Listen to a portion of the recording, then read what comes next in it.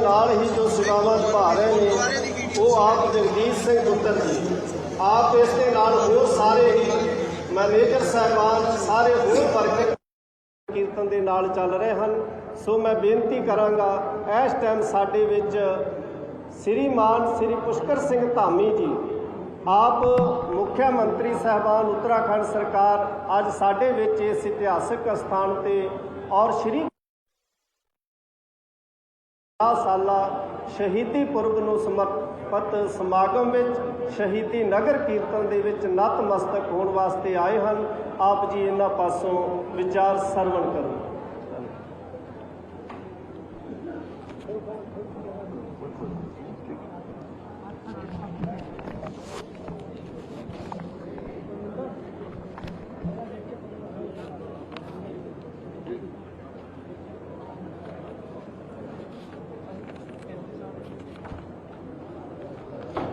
वाहिगुरु जी का खालसा वाहिगुरु जी की फतेह। आज काशीपुर में शहीदी नगर कीर्तन 2500 किलोमीटर यात्रा करके आसाम से आज ननकाना साहब इस पवित्र गुरुद्वारा साहब आगमन पर आयोजित आज इस संगत में सबसे पहले पूज्य गुरु ग्रंथ साहब शिरोमणि गुरुद्वारा प्रबंधक कमेटी अमृतसर द्वारा आयोजित कीर्तन एवं गुरु ग्रंथ साहब के आशीर्वाद कार्यक्रम में यहाँ पर उपस्थित आज जिनके कारण मैं आज आप सबके बीच में इस पवित्र कीर्तन में भाग ले पा रहा हूँ, आप सबके साथ सम्मिलित हो पा रहा हूँ। ऐसे हमारे इस क्षेत्र में लगातार जिन्होंने इस क्षेत्र का प्रतिनिधित्व किया, हमारे यहाँ के पूर्व विधायक आदरणीय हरभजन सिंह चीमा जी, यहाँ के हमारे लोकप्रिय विधायक श्री त्रिलोक सिंह चीमा जी, बाबा सुरेंद्र सिंह जी, जिनके साथ मेरा बहुत सालों साल पुराना संबंध है, हमारे यहाँ के मेयर दीपक बाली जी, मनोज पाल जी, सरदार गुरनाम सिंह जी, जगजीत सिंह जी, सिमरजीत सिंह जी, जगदीश सिंह जी, सुखविंदर सिंह जी, बाबा हरि सिंह जी, बाबा लखविंदर सिंह जी और कार्यक्रम में आए हुए हमारे पूर्व विधायक श्री राजेश शुक्ला जी, राम मल्होत्रा जी एवं सभी पूरी संगत उपस्थित, हमारे मेरे सभी संगत में उपस्थित बड़े सभी बुजुर्ग, सभी माताएं बहनें, सभी हमारे नौजवान साथी उपस्थित, हमारे मीडिया के सभी मित्र, मैं सबसे पहले तो गुरु तेग बहादुर जी के चरणों में सत प्रणाम करता हूँ, नमन करता हूँ और इस शहीदी नगर कीर्तन के श्री ननकाना साहब आगमन पर संगत के सभी सदस्यों, सभी उपस्थित महानुभावों का मैं देवभूमि उत्तराखंड के मुख्य सेवक के रूप में आप सभी का हृदय से स्वागत करता हूँ, आप सबका अभिनंदन करता हूँ। ये मेरा परम सौभाग्य है कि मुझे आज गुरु तेग बहादुर जी के 350वें शहीदी दिवस के पावन अवसर पर आयोजित शहीदी नगर कीर्तन का हिस्सा बनने का शुभ अवसर प्राप्त हुआ है। और जैसा बताया गया कि नगर कीर्तन यात्रा असम के धोबड़ी साहिब से प्रारंभ होकर विभिन्न राज्यों से होते हुए 2500 किलोमीटर की यात्रा तय करके श्री आनंदपुर साहब पहुंचकर ये पूरी होगी। मेरा मानना है कि ये नगर कीर्तन केवल एक यात्रा नहीं है, बल्कि आस्था, एकता और हमारे गुरु साहब के संदेश को जन जन तक पहुंचाने का एक पवित्र अभियान है।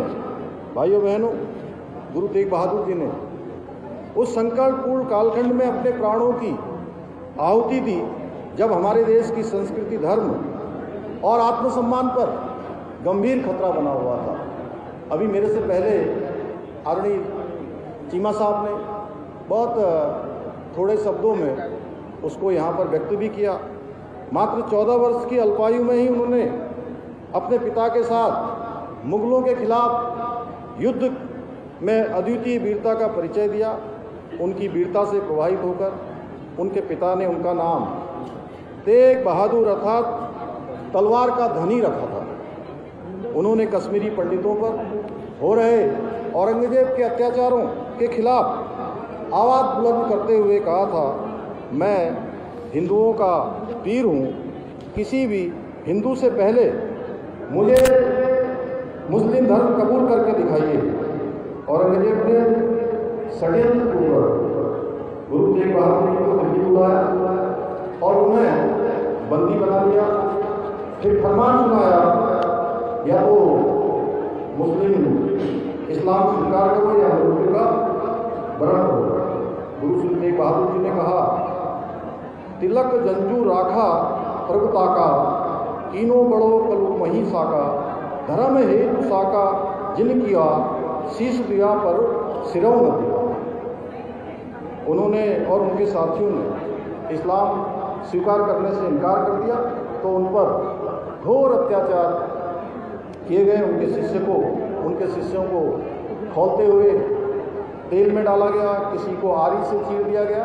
और आप सब लोग अगर नानकमता साहब जाएंगे, कभी जाते ही हैं, वहाँ जो अंदर पूरी प्रदर्शनी लगी हुई है और उसमें दिखाया गया है किस प्रकार से औरंगजेब ने गुरु तेग बहादुर जी और उनके शिष्यों के साथ किस अत्याचार, कितना अमानवीय व्यवहार, किस प्रकार से उनको कष्ट दिए गए, किसी को जिंदा ही जला दिया गया। अंततः गुरु तेग बहादुर जी जैसे महान संत, धर्म रक्षक, मानवता के प्रहरी का शीश काट दिया गया, परंतु गुरु साहब का साहस, बलिदान और संदेश हमेशा के लिए अमर हो गया। गुरु साहब के बलिदान ने बता दिया कि धर्म की रक्षा के लिए प्राण देना पुण्य का काम है और अत्याचार के सामने झुकना अधर्म का काम है। यही कारण है कि उन्हें हिंद की चादर के रूप में याद किया गया। भाइयों बहनों, गुरु नानक देव जी, श्री गुरु तेग बहादुर जी, श्री गुरु गोविंद सिंह जी सहित हमारे सभी गुरुओं ने राष्ट्र को प्रथम मानते हुए पूरे देश को, पूरे भारत को एक सूत्र में पिरोने का काम किया। इसलिए उनके योगदान को जाने बिना देश के इतिहास को समझ पाना नामुमकिन है। यदि मैं कहूँ कि सिख परंपरा वास्तव में एक भारत श्रेष्ठ भारत की जीवंत परंपरा है तो इसमें कोई अतिशयोक्ति नहीं होगी। समस्त गुरुओं के आदर्शों को आत्मसात करते हुए आज हमारे आदरणीय प्रधानमंत्री श्री नरेंद्र मोदी जी के नेतृत्व में आज देश जहां एक और विकास के मार्ग पर आगे बढ़ रहा है, वहीं उन्होंने सिख समाज की बहुत सी मांगों को पूरा करने का काम किया है। चाहे करतारपुर साहिब कॉरिडोर का निर्माण हो, लंगर से सभी प्रकार के करों को हटाना हो, वैश्विक संगत को सेवा का अवसर देते हुए श्री हरविंदर साहब को FCRA पंजीकरण की स्वीकृति प्रदान करनी हो, गुरु गोविंद साहब की 350वीं जयंती पर भव्य प्रकाश पर्व मनाना हो, गुरु गोविंद साहब के साहबजादों के बलिदान को आदर देते हुए देश में पहली बार उनकी वीरता को, उनके शौर्य को, उनके पराक्रम को, उनके बलिदान को पूरे विश्व के अंदर आज एक एक घर घर तक उनका बलिदान पहुँचे। वीर साहब, वीर जो हमारे शहजादे थे, उनका इतिहास पढ़ाया जाए, उनके बारे में बताया जाए। वीर बाल दिवस घोषित किया है।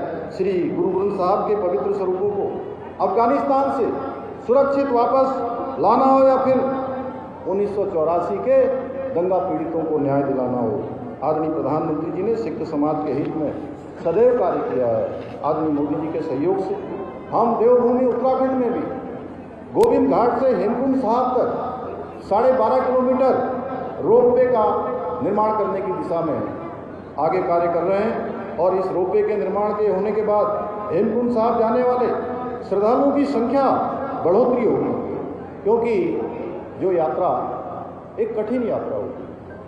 आप सबको पता है हेमकुंड साहब जाना कठिन यात्रा है, बिना संकल्प के वहाँ जाना आसान नहीं है।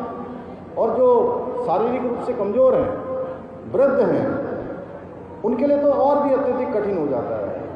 अब आने वाले समय में आदरणीय प्रधानमंत्री मोदी जी के नेतृत्व में जो हेमकुंड जाने वाले रोपवे का निर्माण होने जा रहा है, उसके होने के बाद जो यात्रा 3-4 दिनों की यात्रा होती थी, कठिन यात्रा होती थी, वो यात्रा मात्र 45 मिनट में पूरी हो जाएगी, मात्र 45 मिनट में।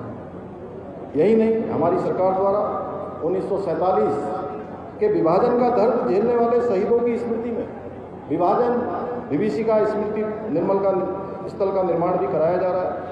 भाइयों बहनों, हमारे गुरुओं को आदर्श मानकर हमारी सरकार भी देवभूमि उत्तराखंड के सांस्कृतिक और डेमोग्राफिक मूल्यों को संरक्षित रखने के लिए हर संभव संकल्पित होकर काम कर रही है। जहां हमने प्रदेश में एक और सख्त धर्मांतरण रोधी कानून लागू किया है, हमने दंगा रोधी कानून लागू किया है, वहीं हमने लैंड जिहाद, लव जिहाद और थूक जिहाद जैसी घृणित मानसिकताओं के खिलाफ भी हमने कठोर कार्रवाई सुनिश्चित की है।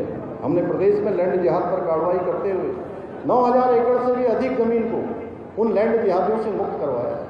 250 से अधिक अवैध रूप से चलने वाले मदरसों को सील किया है। 500 से अधिक अवैध संरचनाएं हैं, कहीं पर नीली चादर, कहीं पीली चादर, कहीं हरी चादर डालकर सरकारी ज़मीनों को कब्जा किया गया था, उनको भी कब्जे से मुक्त कराने का काम किया है।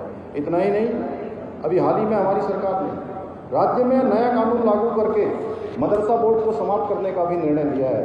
अब राज्य में एक अल्पसंख्यक शिक्षा का प्राधिकरण का गठन किया जाएगा, जिससे राज्य के सभी अल्पसंख्यक समुदाय को शिक्षा के क्षेत्र में समान अवसर और उनके संवैधानिक अधिकार सुनिश्चित किए जाएंगे।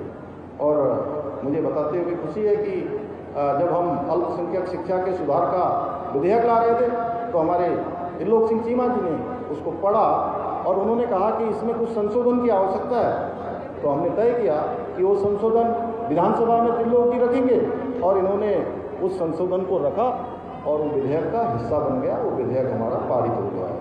अब विद्यालयों में गुरुवाणी गूंजेगी और हमारे गुरुओं के संदेश सुनाए जाएंगे, ताकि हमारे बच्चे धर्म के साथ साथ आधुनिक ज्ञान से भी परिपूर्ण हो सकेंगे। क्योंकि आज दुनिया में ज्ञान बढ़ रहा है, विज्ञान बढ़ रहा है, साइंस बढ़ रही है, टेक्नोलॉजी बढ़ रही है, और उसी को ध्यान में रखते हुए हमने ये सब नया विधेयक हम लाए हैं। मैं आज के इस अवसर पर आप सभी को बताना चाहता हूँ कि हम 24 नवंबर को श्री गुरु तेग बहादुर जी के 350वें बलिदान दिवस के रूप को भी भव्य रूप में मनाएंगे।